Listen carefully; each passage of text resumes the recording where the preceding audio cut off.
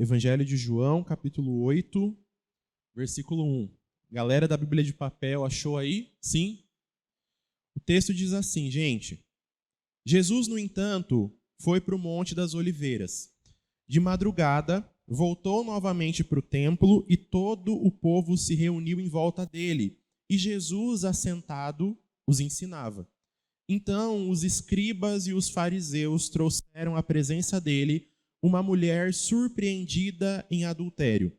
E, fazendo-a ficar em pé no meio de todos, disseram a Jesus: Mestre, esta mulher foi surpreendida em flagrante de adultério. Na lei, Moisés nos ordenou que tais mulheres sejam apedrejadas. E o Senhor, o que tem a dizer? Eles diziam isso tentando para terem de que o acusar. Mas Jesus, inclinando-se, escrevia na terra com o dedo. Até aí a gente vai ler até o 11, mas agora eu quero ler só até o 6. E eu quero te pedir para fechar os seus olhos para a gente poder fazer mais uma oração antes de começar a mensagem, ok? Jesus, nós queremos agradecer o privilégio que nós temos hoje à noite, que é expor mais uma vez o nosso coração diante da sua palavra.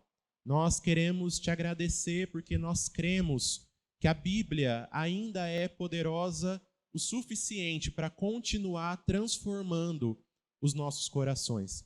Então, Jesus, eu sei, todos nós aqui sabemos que se alguém vai transformar, se alguém pode transformar os nossos corações através dessa mensagem, é o Espírito Santo. Eu não tenho esse poder, nenhum de nós que está aqui tem esse poder, mas o seu Espírito Santo, que está aqui nesse lugar, que também mora dentro de cada um de nós, ele pode continuar transformando os nossos corações.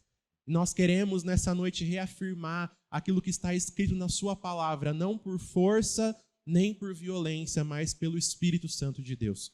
Então, Jesus, nós entregamos nas suas mãos esse momento, nós declaramos, nós confessamos que nós dependemos de você a partir de agora para que essa mensagem possa falar aos nossos corações e principalmente mudar e marcar cada um dos corações que estão aqui hoje à noite em nome de Jesus. Amém, pessoal?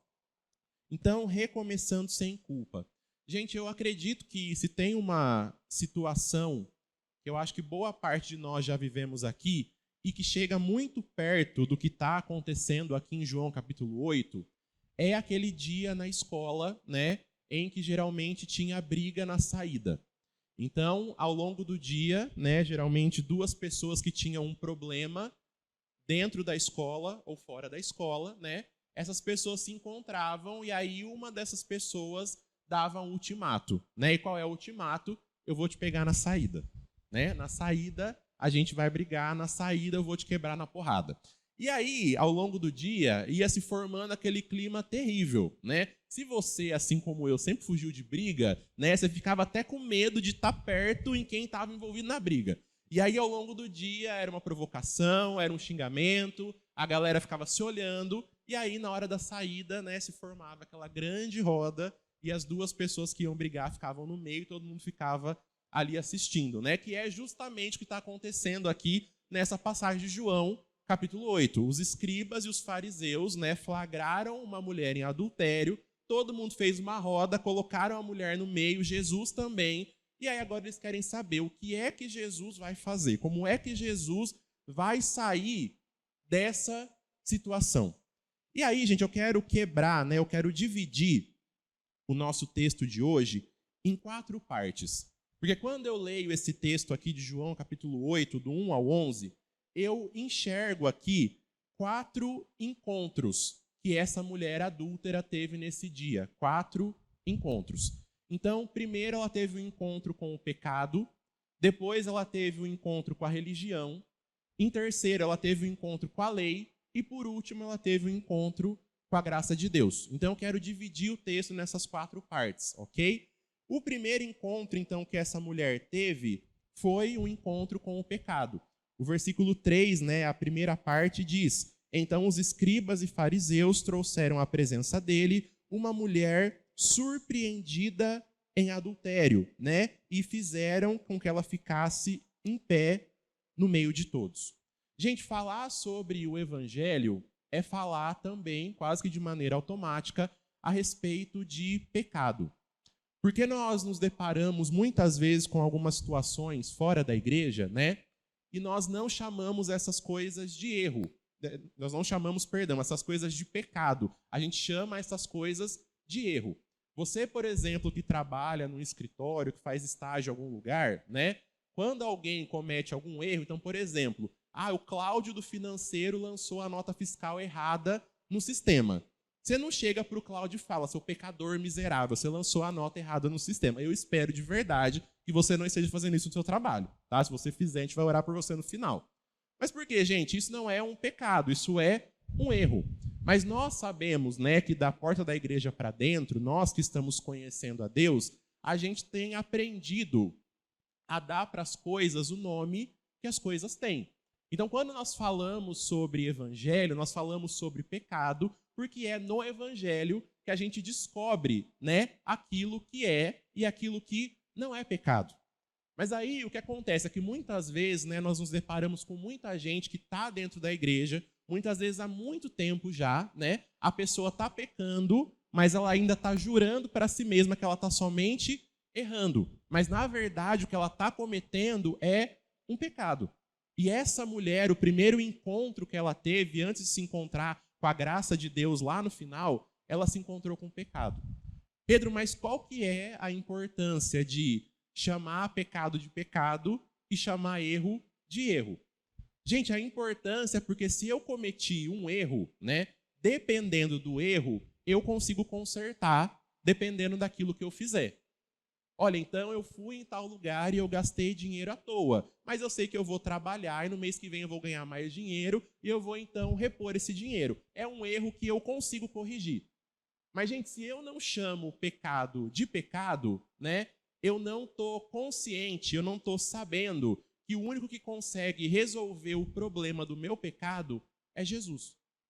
Porque, gente, erro nós conseguimos, na maioria das vezes, resolver. Mas aquilo que é pecado é somente Jesus, é somente o Evangelho que consegue resolver. E quanto mais, talvez, nós demoramos para reconhecer, né, que as coisas que nós estamos fazendo, elas são, de fato, pecado, mais tempo a gente vai demorar para ir até Cristo, para que Ele possa resolver esse problema. Porque, gente, se nada é pecado, se o problema, né, se o nosso problema, se o problema do mundo não é o pecado, então, gente, a solução do mundo também não é Cristo. Se todo mundo, né, que ainda não conheceu Jesus, se a gente também que está dentro da igreja, se o nosso problema não é o pecado, Pedro, eu vacilo de vez em quando, né? Dia sim, dia não, eu dou uma mancada por aí, mas não é pecado. Então, você não precisa de Deus. Agora, se o nosso problema, se nós reconhecemos que o nosso problema de fato é o pecado, então a gente precisa ir até Cristo, a gente precisa ir até Deus para que Ele resolva o nosso problema. E olha aqui, gente, coisa maravilhosa. Apesar dos pesares, aquela mulher se encontrou com o pecado, mas ela está sendo levada agora, talvez sem saber, para a pessoa que pode resolver o problema que ela tinha com o pecado.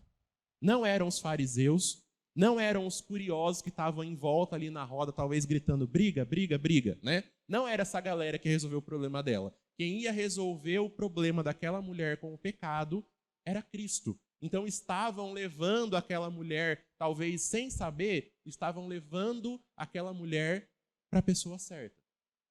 Só que, gente, de novo, se nós então estamos, né, lutando para poder vencer o pecado, nós já sabemos então para quem a gente precisa ir.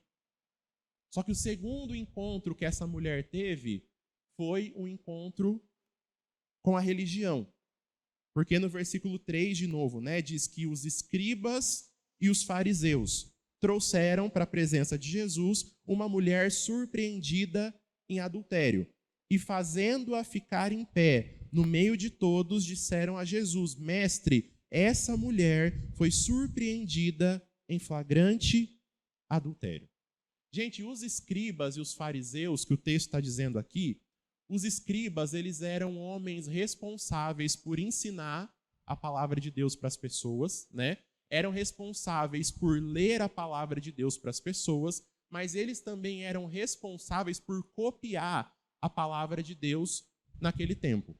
Eu sei que para a gente hoje, né, quando você vê um livro na sua casa, isso não te choca, isso não te surpreende. Por quê? Hoje em dia, a coisa mais fácil do mundo é você achar um livro em algum lugar, né? Eu sei que os livros não são tão baratos quanto eles poderiam ser, mas ainda assim, lá na sua casa tem um livro esquecido num armário, num guarda-roupa, e eu espero que esse livro não seja a Bíblia, né? Mas geralmente tem algum livro lá esquecido. Por quê, gente? Nós temos hoje, né, uma maravilha que é máquina de Xerox, que é impressora. Mas naquela época isso não existia. Então, quando alguém queria uma cópia nova de algum texto da Bíblia, um homem tinha que sentar numa mesa, né, pegar lá a sua pena, não sei qual que era o instrumento, não lembro agora, e precisava copiar o texto inteiro à mão. E aí, por isso mesmo, se hoje os livros são caros, né, naquela época eles eram mais caros ainda. Por quê? Olha o trabalho que uma pessoa tinha para poder copiar um texto da palavra de Deus. Só que, gente, os escribas, que são esses homens que estão aqui no texto, de tanto que eles copiavam a Bíblia, eles também começaram a decorar a Bíblia. Eu não sei você, mas eu até hoje, quando eu quero estudar alguma coisa e eu preciso lembrar daquilo que eu estudei, eu anoto aquilo que eu estou estudando à mão, porque é mais fácil da gente se lembrar quando a gente está escrevendo à mão. Então, vocês imaginam esses caras que copiaram o texto bíblico várias vezes. Eles começaram, logicamente, a decorar o texto. E eles se tornaram, então, mestres. Quando alguém tinha alguma dúvida sobre a lei, quem as pessoas procuravam? Os escribas. Quando as pessoas tinham alguma dúvida, né, sobre como aplicar a lei de Deus na sua vida, não, espera aí, isso aqui é pecado ou não é? Elas procuravam os escribas e os fariseus. Então, gente, esses homens, eles sabiam muito a respeito daquilo que era pecado e daquilo que não era pecado. Só que esse tanto de conhecimento que eles armazenaram na cabeça ao longo do tempo, isso começou a se tornar orgulho dentro do coração deles. Então, muitas coisas não estavam na lei, né, escrita. Só que esses homens adicionavam algumas coisas na lei, coisas que eles inventaram. E pior, gente, eles muitas vezes cobravam as pessoas de coisas que eles mesmos não praticavam. Eles acusavam os outros de pecados que eles também cometiam. E foi para esses homens que Jesus disse: olha, vocês estão coando um mosquito, mas vocês estão engolindo um camelo. Ou seja, para o irmão do lado, você pega no pé dele nos mínimos detalhes. Mas na vida de vocês, vocês estão deixando passar pecado atrás de pecado. Né? Vocês estão coando o mosquito, mas vocês estão engolindo o camelo. E aí, gente, são justamente esses homens que pegam aquela mulher flagrada em adultério e levam para Jesus. Só que aí, gente, olha que curioso. Vamos pensar um pouco aqui a respeito do texto. João está nos contando, então, que aquela mulher foi apanhada em flagrante de adultério. Sim ou não? Sim. Se era adultério em flagrante, ela então não estava sozinha. Sim ou não? Mas aí a pergunta é, se ela foi pega em flagrante e provavelmente não estava sozinha, onde é que está o homem? Aqui. Por que levaram só a mulher para ser apedrejada? Porque, meus amigos, lá no livro de Deuteronômio, no Antigo Testamento, quando nós começamos a ler, a estudar a lei de Deus, a gente vai descobrir que quando alguém era flagrado em adultério, né, as duas pessoas deveriam ser apedrejadas, tanto o homem como a mulher. Então, gente, a preocupação dos escribas e dos fariseus não era fazer cumprir a lei de Deus. A preocupação daqueles caras não era a santidade de Deus. Olha, ela está adulterando e ela feriu a santidade de Deus. Não, eles só queriam, né, provocar Jesus usando o pecado alheio. Eles só queriam uma desculpa para poder provocar Jesus, para ver se Jesus iria cair em contradição. Porque se Jesus fizesse isso, eles teriam então um motivo para poder denunciar Jesus e mandar Jesus para a cruz. Então, gente, depois de se encontrar com o pecado, aquela mulher se encontra com a religião. E religião aqui eu falo daquilo que é externo. Eu falo daquilo que não transforma, gente, o nosso coração. Porque quando nós nos encontramos não com Jesus, mas somente com a religião, nós nos tornamos os escribas e os fariseus. A gente quer usar o pecado do outro, muitas vezes, para poder encobrir o nosso próprio pecado. E talvez nesse meio do caminho a gente acaba desagradando a Deus, porque, de novo, a lei falava, tem que trazer os dois. Mas eles não estavam preocupados com isso, eles só queriam uma desculpa. Eles só queriam uma provocação. Mas aí o texto continua, né? E no versículo 5, a gente lê o seguinte, aqueles homens então ainda dizendo para Jesus, né? Na lei, Moisés nos ordenou que tais mulheres sejam apedrejadas. E o Senhor, o que tem a dizer? Olha, Jesus, então essa mulher foi apanhada em flagrante de adultério, né? Mas aparentemente estava sozinha, a pessoa veio ela e o cara não veio. Mas a lei está dizendo que ela tem que ser apedrejada. O que você tem a dizer a respeito disso? Você que anda por aí curando um monte de gente, você que anda por aí dizendo que é o Filho de Deus, então foi o seu pai que deu a lei para Moisés. E agora? Você vai cumprir a lei e vai apedrejar ela? Ou você vai desobedecer esse Deus que você, né, em tese, diz que é filho? Meus amigos, a lei, né, quando nós lemos lá no Antigo Testamento, no livro do Êxodo, Deuteronômio, Levítico, gente, a lei é a expressão, é a tradução do caráter de Deus. Então, Pedro, como é o caráter de Deus? O caráter de Deus está revelado para a gente na lei de Deus. E Pedro, como que eu consigo saber qual é a lei de Deus? O resumo da lei de Deus são os 10 mandamentos. Êxodo, capítulo 20. Então, gente, a lei de Deus, como Davi escreveu lá em Salmos, ela é santa, ela é justa e ela é boa. Por quê? Ela revela para nós aquilo que Deus se agrada e aquilo que Deus não se agrada.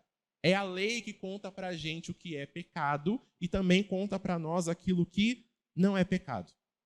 Mas gente, justamente porque a lei, né, é a tradução do caráter de Deus, que a lei muitas vezes é tão dura, a lei muitas vezes é tão implacável.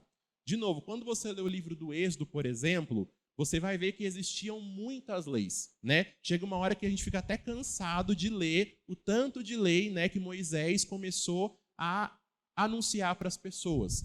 E aí a gente descobre que muitas das leis que existiam naquela época, né, se você descumprisse aquela lei, qual era a consequência? A morte. Pedro, mas pelo amor de Deus, está lá escrito que se eu deixar o meu boi entrar no quintal do vizinho e aí o boi matar uma pessoa, a pessoa que foi, a família da pessoa que foi morta também pode me matar. Isso não é um exagero? Gente, qual é o propósito da lei? O que Deus estava querendo mostrar para as pessoas? Toda vez que vocês pecam, alguma coisa morre. Toda vez que vocês desobedecem a Deus, acontece morte em algum lugar. Gente, quando Adão e Eva foram expulsos do jardim, eles morreram de maneira imediata, sim ou não? Não. Mas a palavra de Deus nos conta que naquele dia eles foram separados de Deus. Ou seja, por dentro, eles morreram. Ainda que por fora, eles não tenham morrido. Então, gente, o que Deus estava querendo mostrar para as pessoas? Porque é que quando as pessoas pecavam, tinha que matar um animal e levar lá no templo para poder sacrificar. Era Deus mostrando, toda vez que vocês pecam, alguma coisa morre. Toda vez que vocês pecam, alguém precisa pagar o preço. E, gente, por mais que hoje, né, muitos pontos da lei, né, eles não estejam mais valendo para a gente, por quê? Eu não tenho boi no quintal. Você tem boi no quintal da sua casa? Não, né? Então, muitas leis não valem mais para a gente. Os 10 mandamentos valem, ok? Estou falando as leis específicas para o povo de Israel. Mas, gente, esse princípio ele é muito importante para a gente hoje. Todas as vezes em que nós pecamos, alguma coisa morre.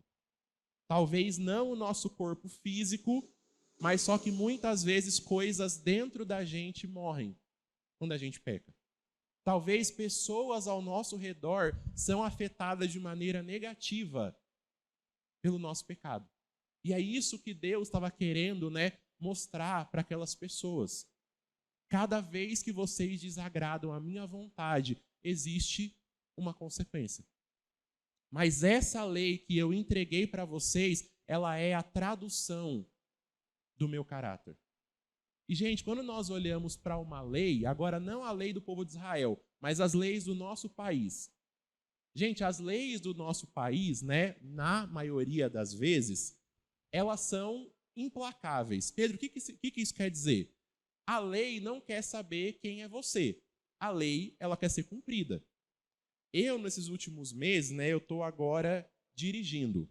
Se você continua andando no meio da rua, depois não diga que eu não avisei. Estou avisando agora. Então, eu estou há 3, quase 4 meses habilitado. E agora, quando eu ando na cidade, também fora dela, eu tenho preocupação com os radares. Porque aquela coisa, você não faz isso, tá? Sou eu que faço. Você está a 140 na pista.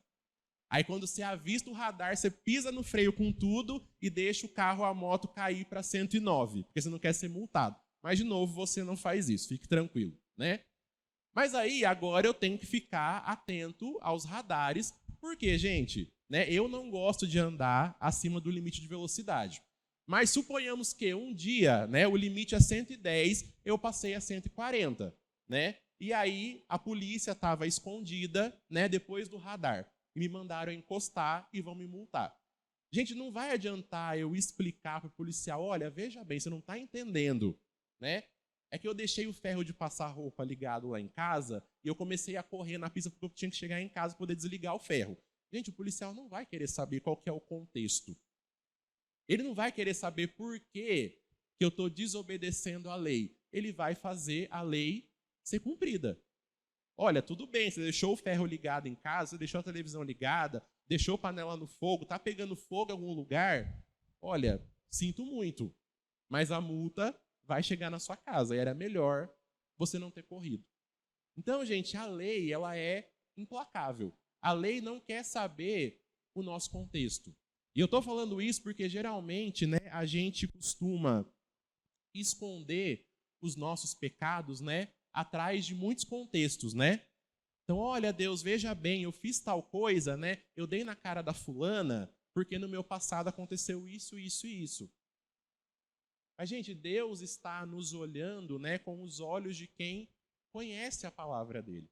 Com os olhos de quem foi tornado filho dele, Então, o fato de você ficar explicando o contexto, de novo, não muda o fato de que você fez algo que desagradou o coração de Deus, que feriu a santidade de Deus.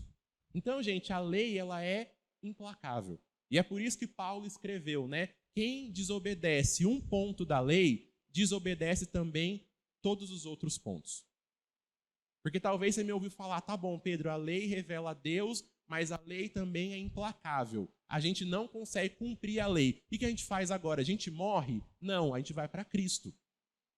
Porque, gente, qual é o papel da lei? É mostrar para nós que nós precisamos de Jesus. Porque vamos pegar aqui, nem a lei inteira, os 613 mandamentos. Vamos pegar somente os 10 mandamentos. Gente, se nós formos lá para Êxodo 20, começarmos a ler a lista dos 10 mandamentos, no primeiro, a gente já dançou. Se a gente for sincero com o nosso coração, no primeiro, a gente já dançou. Não terás outros deuses diante de mim. Não adorarás outros deuses. E, gente, nós já falamos aqui, nós, várias e várias vezes, a gente constrói altares no nosso coração. Então, se a gente continuar andando pelos 10 mandamentos, qual vai ser, a nossa conclusão? Eu não consigo cumprir isso aqui. No primeiro, eu já me enrolei. Honrar pai e mãe, não vou nem entrar nesse aí para ninguém ficar triste, Mas, gente, se nós abrirmos o nosso coração, qual é a conclusão? Eu preciso de Jesus. Se eu dependo de cumprir esses 10 mandamentos para que Deus possa me aceitar, então eu estou no inferno. Eu preciso de alguém que possa cumprir essas coisas no meu lugar. Eu preciso de alguém que me ajude a cumprir pelo menos esses 10. Eu preciso de alguém que me ajude a cumprir pelo menos o primeiro. Porque sem Jesus, gente, nós não conseguimos cumprir nem o primeiro. Então, quando você olhar para a lei, quando você olhar para os mandamentos, quando você olhar para a palavra de Deus, não se desespere, corra para Cristo. Gente, Deus sabe que nós não damos conta de obedecer a Ele por nós mesmos. De novo, é por isso que Ele te deu Jesus. Então, de novo, a lei revela o caráter de Deus. E aqui colocaram Jesus diante da lei de Deus. Jesus, vamos lá então, você que é o bonzão, você que é o mestre, você que está andando por aí ensinando todo mundo, a lei de Moisés manda apedrejar. O que você vai fazer? E, gente, aqui existem 2 caminhos que Jesus podia tomar e 2 confusões nas quais ele ia se meter. Porque Jesus podia falar assim, olha, eu de fato sou filho de Deus, eu estou perdoando essa mulher, a lei de Moisés passou, não tem nada a ver, pode todo mundo ir para casa, sossegar o facho, vão cada um cuidar da sua vida. Gente, se Jesus fizesse isso, ele ia arrumar ainda mais confusão com os escribas e os fariseus. E, de novo, tudo que eles queriam era um motivo para poder mandar Jesus para a cruz. Só que Jesus sabia exatamente a hora que ele tinha que morrer. E não era agora, ainda. Então essa era uma opção. Jesus negava a lei de Moisés e arrumava confusão com os fariseus. Ia para a cruz mais cedo, talvez. A segunda opção, gente, era, tudo bem, vocês querem apedrejamento? Então vamos lá, cada um pega a sua pedra, vamos deixá-la no meio da roda e vamos todo mundo apedrejar essa mulher porque ela é pecadora mesmo. Meus amigos, se Jesus fizesse isso, ele ia criar um problema com o Império Romano. Porque, gente, quem mandava nos judeus naquela época era Roma. E os judeus, eles não podiam matar ninguém. Eles não podiam executar pena de morte, com ninguém. Porque quem mandava neles era Roma. Tanto que, quando Jesus foi condenado, quem denunciou Jesus por blasfêmia, por desobediência à palavra de Deus? Foram os judeus. Mas quem pregou Jesus na cruz? Os romanos, gente. Os judeus não podiam chegar e simplesmente, não, vamos matar a mulher aqui agora, porque a nossa lei diz que é certo. Não, existia um outro governo, mandando neles. Então Jesus não queria ir para a cruz mais cedo, não queria arrumar uma confusão com os fariseus, mas Jesus também não queria, desrespeitar o governo daquela época. Então, se ele vai para um lado, vai ter confusão e morte. Se ele vai para o outro lado, também vai ter confusão e morte. E aí eu começo a imaginar os escribas e os fariseus de braço cruzado olhando para ele só pensando, vamos ver o que é que ele vai fazer agora. Porque ele só tem 2 opções. Ou ele nega a lei de Deus e a gente pega ele no pulo, ou então ele faz a gente matar essa mulher e a gente vai pegar ele no pulo do mesmo jeito. Por quê? Roma vai levar ele para a prisão. Só que, gente, é meio difícil, você querer pegar Deus no pulo. Porque um ser humano, você até consegue armar uma emboscada, e pegar essa pessoa no pulo. Agora, a pessoa que sabe de todas as coisas na face da terra, é meio difícil você pegar Deus de surpresa, sim ou não? E é por isso que o texto não acaba aqui. É por isso que o texto continua no versículo 6. Eles diziam isso, sobre a lei, tentando Jesus para terem de que o acusar. Mas Jesus, inclinando-se, escrevia na terra com o dedo. Como eles insistiam na pergunta, Jesus se levantou e lhes disse, quem de vocês estiver sem pecado, seja o primeiro a atirar uma pedra nela. Gente, talvez a maior curiosidade, dos homens e mulheres que têm estudado a Bíblia ao longo dos anos, talvez a nossa maior curiosidade seja saber o que é que Jesus escreveu no chão naquele dia. Porque nós estamos lendo o texto juntos, e você está vendo aí que a Bíblia não conta para nós o que Jesus escreveu no chão. Então, se você achar alguém dizendo com 100% de certeza o que Jesus escreveu no chão, é mentira, é lorota. Por quê? A Bíblia não conta. né? Existem algumas possibilidades. Há quem diga que Jesus começou naquela hora, né, a escrever na areia uma lista com os pecados de todos aqueles homens que queriam apedrejar aquela mulher. Há quem diga que Jesus começou a escrever os 10 mandamentos na areia, como quem diz, né? Olha, vocês estão querendo apedrejar ela pelo adultério. Só que se a gente for olhar para os 10 mandamentos, tem gente aqui na rodinha cobiçando a mulher do próximo. E isso na lei também é adultério. Ou seja, se a gente vai apedrejar uma, vamos então apedrejar todo mundo que está aqui e que é pecador. E aí, qual é o desafio de Jesus? Quem não tiver pecado, continua com a pedra na mão.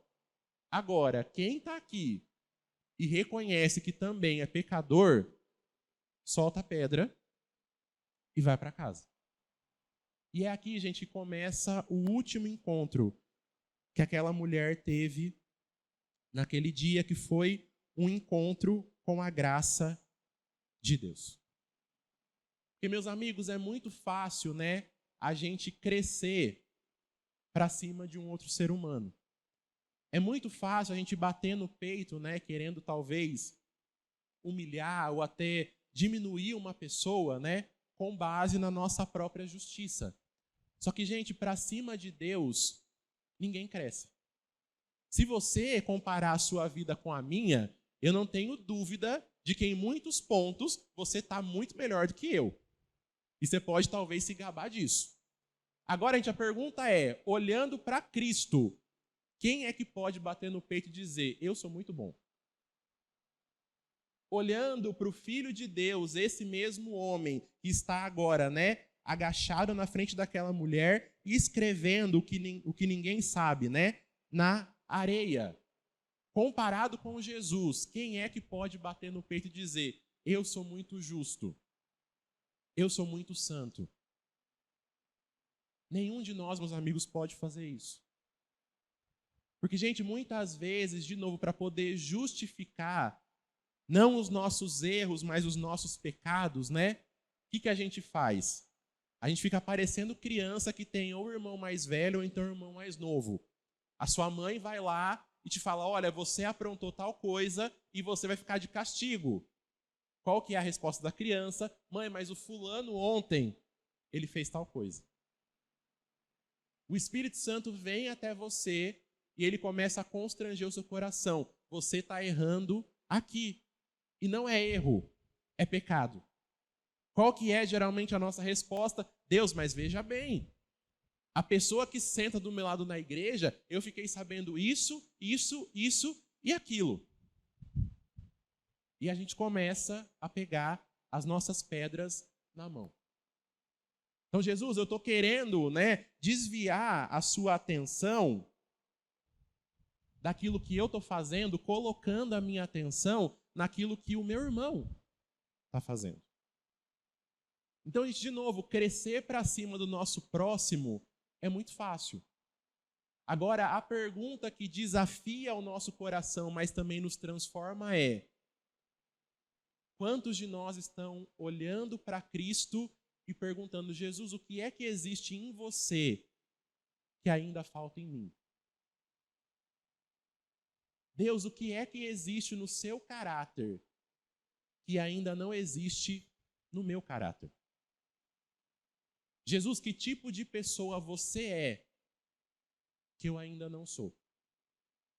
Gente, essa é a pergunta que vai começar a transformar a nossa vida.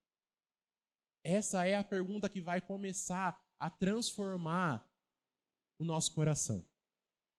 Eu quero aqui abrir um parêntese, que eu não estou dizendo que daqui para frente, então, Pedro, todo mundo na igreja vai pecar à vontade, por quê? Ninguém pode apontar o pecado de ninguém. Muita calma nessa hora. Nós vamos continuar, sim, abrindo os olhos uns dos outros. O que nós não vamos fazer é esconder o nosso pecado atrás do pecado do outro. Nós vamos olhar para Cristo e perguntar para Ele: o que é que a gente precisa mudar? O que é que a gente precisa fazer ainda? Qual é o tipo de pessoa que nós precisamos nos tornar que nós ainda não nos tornamos. E aí, gente, qual foi a única saída daqueles homens naquele dia? Deixar as pedras no chão e ir embora. Porque, gente, a mesma lei que dizia, né, que o casal adúltero seria apedrejado, era a mesma lei que dizia, olha, se você inventar falso testemunho contra o seu irmão, você também vai ser apedrejado.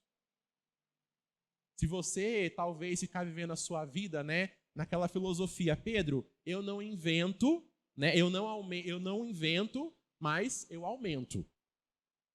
Então, Pedro, é verdade que a fulana fez tal coisa, mas eu vou colocar aqui mais um negocinho para poder requentar um pouco mais a fofoca. Gente, nos tempos de Jesus, a pena para isso era morte. Falso testemunho. Porque eu imagino que muita gente ali no meio, talvez até estivesse aumentando um pouco a história. Olha, foi flagrante, e foi lá, e foi tal hora, e foi assim, e foi assado. Não tem jeito, vamos ter que apedrejar. Mas aí a única pessoa na roda, a única pessoa na saída da escola sem pecado, está lançando um desafio. Quem não tiver pecado, pega a pedra e atira nela. Porque no momento que você jogar, você vai ser o próximo. Porque ela não está sozinha aqui na roda como pecadora. Tem muitos outros aqui ao redor. E aí veja qual foi a resposta. O diálogo de Jesus, que é o justo, o santo, aquele que é de fato 100% perfeito. Olha o diálogo que ele está tendo com uma mulher pecadora. Versículo 10. Levantando-se Jesus, perguntou a ela, mulher, aonde estão eles? Ninguém condenou você? E ela respondeu, ninguém, Senhor. Então Jesus disse, também eu não a condeno. Vá e não peques mais. Também eu não a condeno. Vá e não peques mais. Meus amigos, acima da condenação da lei, acima da condenação da religião, está o perdão de Jesus. Qual é a única coisa mais poderosa do que a condenação da lei e a condenação da religião, meus amigos? O perdão de Jesus. É por isso, gente, que a gente precisa abandonar, né, na nossa vida, a gente precisa tirar da nossa boca uma frase que não faz um pingo de sentido. E qual é essa frase? Não, Pedro, veja bem, Deus me perdoou de tal coisa, mas eu ainda não me perdoei. Então, pera lá. Deus que é 100% justo, 100% santo, te perdoou em Jesus. Só que você que é falho, que é pecador, você não se perdoa. Gente, isso não faz sentido.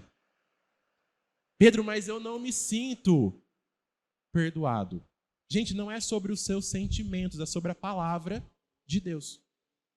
E a palavra de Deus diz que Deus, em Jesus, nos perdoa dos nossos pecados.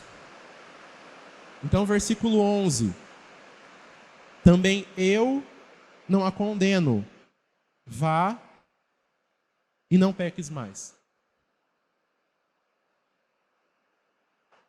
Gente, me chama muito a atenção o final desse texto.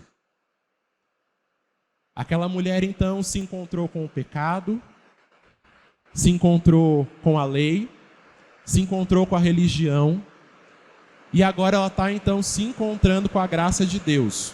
Então, gente, agora aquela mulher finalmente se encontrou com a graça de Deus. Só que me chama muito a atenção o final da conversa, que é, olha, eu não te condeno. Vai recomeçar a sua vida.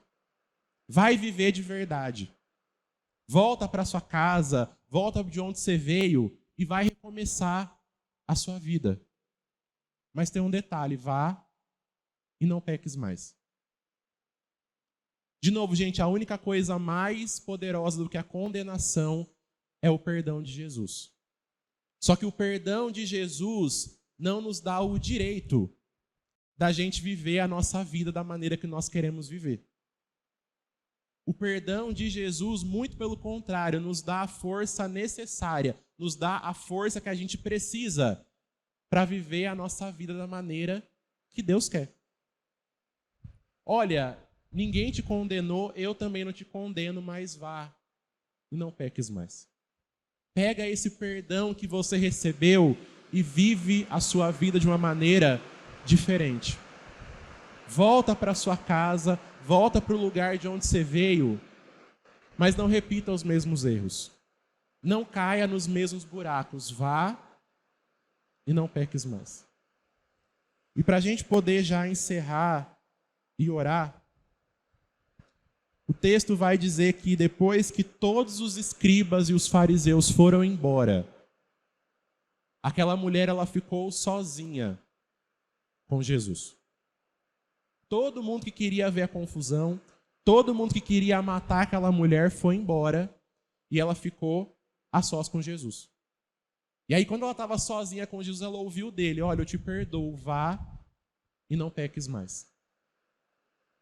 E aí eu quero terminar com uma frase para a gente poder pensar nela depois dessa mensagem. Meus amigos, as pessoas que estão, sozinhas com Deus, dificilmente elas vão ficar na companhia do pecado outra vez. A Bíblia não conta, mas eu tenho quase certeza de que depois daquele dia a vida daquela mulher foi completamente diferente. Pedro, porque ela foi perdoada por Deus também, mas ela ficou a sós com Deus. E, gente, quem fica a sós com Deus não volta para a companhia do pecado. Mas talvez qual tem sido a nossa tentação? É ficar cada vez mais rodeado de pessoas. E a gente fica achando que nas pessoas a gente vai encontrar aquilo que só existe em Jesus. E a verdade, gente, nós não vamos encontrar nas pessoas aquilo que nós só podemos encontrar em Jesus. O seu melhor amigo não pode te dar aquilo que Cristo pode.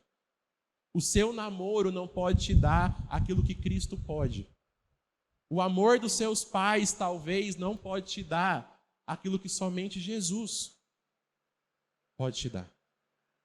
Só que talvez para redescobrir esse amor, você precisa voltar a ficar sozinho com ele de novo. E aí eu quero terminar contando um testemunho pessoal. Gente, os meus pais, eles são pastores desde que eu me entendo por gente. Ou seja, desde que eu nasci, eu estou na igreja. Mas eu me lembro que numa época, quando eu estava com 16 para 17 anos, e eu conheço o Lê, a Denise e os meninos desde essa época. Gente, quando eu tinha de 16 para 17 anos, ir para a igreja começou a se tornar uma tortura. Ir para a igreja começou a se tornar um tédio. Não é que era chato. Gente, era muito chato. Não é que era desinteressante, era totalmente desinteressante ir para a igreja. E aí eu não tinha coragem de falar sobre isso com os meus pais. Só que cada vez que alguém chegava para mim e falava assim: olha, vai ter tal coisa, você pode servir? Vai ter tal culto, você pode ajudar? Ou talvez você não vai ter que ajudar, mas domingo tem culto e você precisa estar no culto, porque você é filho do pastor. Gente, eu queria morrer, eu queria gritar, eu queria fugir de casa, eu queria fazer qualquer outra coisa. Menos ir para a igreja. Eu sei que talvez você olhe para mim hoje e você não imagine: nossa, Pedro, mas você passou por isso? Passei, gente. E aí eu me lembro que um dia, de tanto ouvir os meus pais falarem que eles conversavam com Jesus, e que eles isso, e eles aquilo, e eles oravam, e Deus respondia. Eu lembro que um dia eu fui para o meu quarto, e eu fiz a única coisa que eu não tinha feito em 16 anos da igreja. Eu fui orar. Eu fui ler Bíblia. Eu falei: Jesus, eu tenho ouvido os meus pais falarem a minha vida inteira a respeito de você. Só que você, para mim, é um completo estranho. Eu não vejo essa graça toda em ir para a igreja. Eu não vejo essa graça toda em ir para culto de jovem. Eu não vejo essa graça toda em ir para acampamento. Estou indo para acampamento desde os 9 anos, eu não aguento mais. E se as coisas não mudarem, eu não vou ficar mais nesse chove no molho. Eu vou chegar para os meus pais, eu vou pedir para sair da igreja, porque eu não aguento mais. É uma tortura. Eu não suporto mais ter que sair de casa para ir para a igreja. E, gente, eu me lembro que a partir daquele dia, quando eu fiz a única coisa que eu deveria ter feito desde o começo, que é conhecer a Deus, tudo mudou. E esse tudo mudou não significa que a nossa igreja que nós estávamos, ela passou a ser perfeita.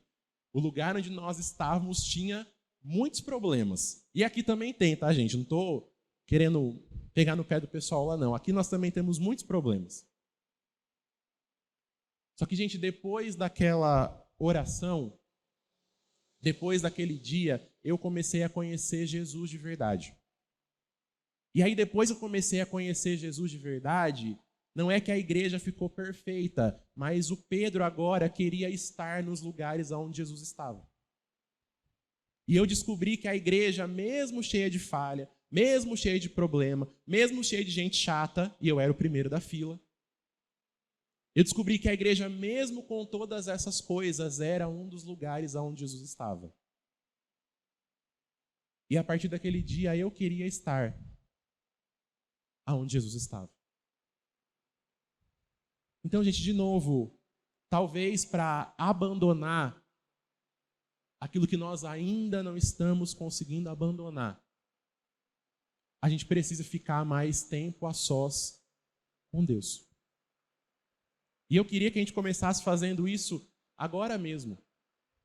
Eu lembro que na pandemia,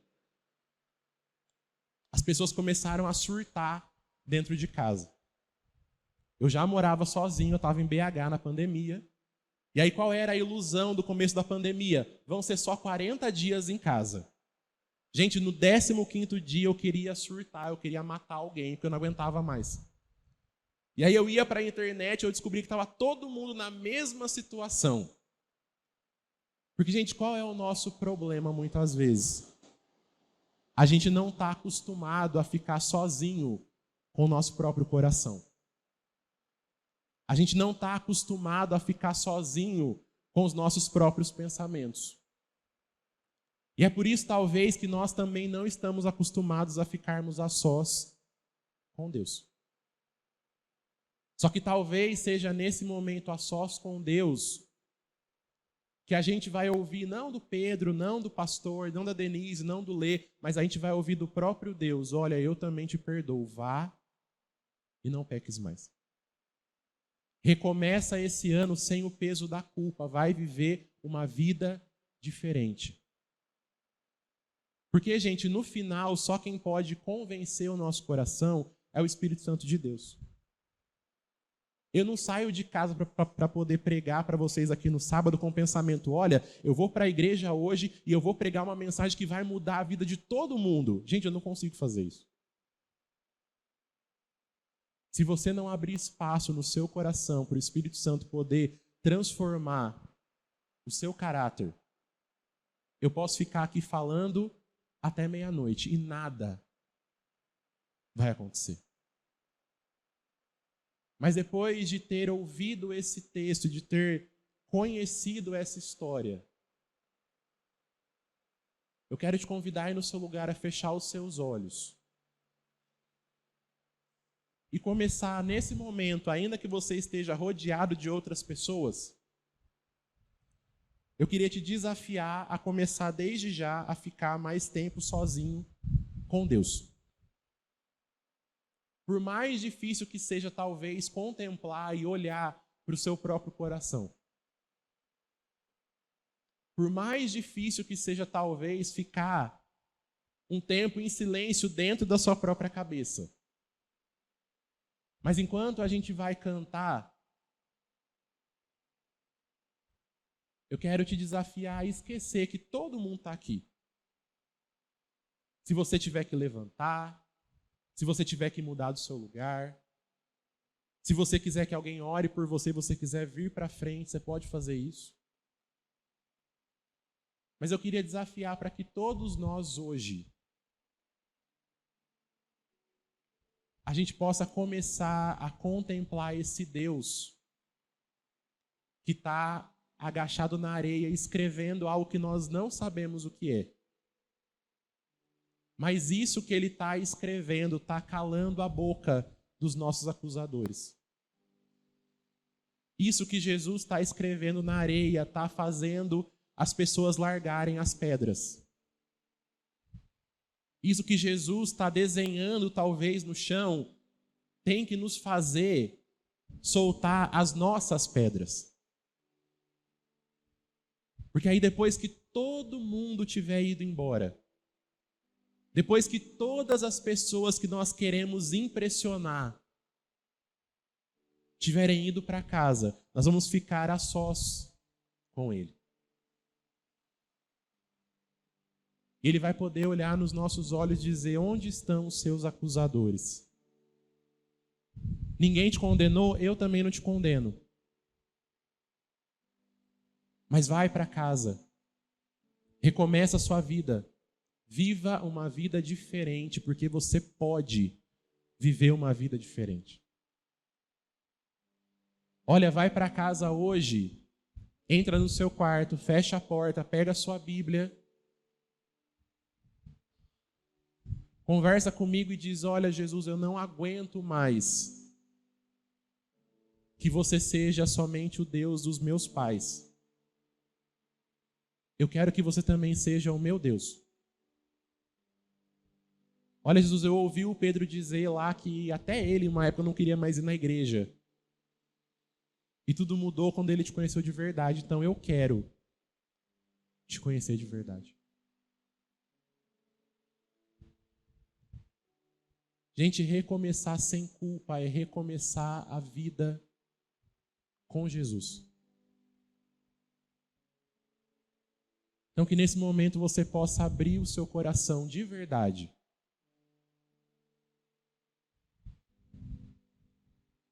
Que Ele possa te atrair nesse momento.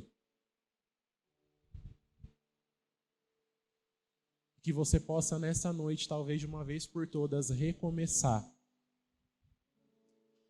a sua história com Ele em nome de Jesus.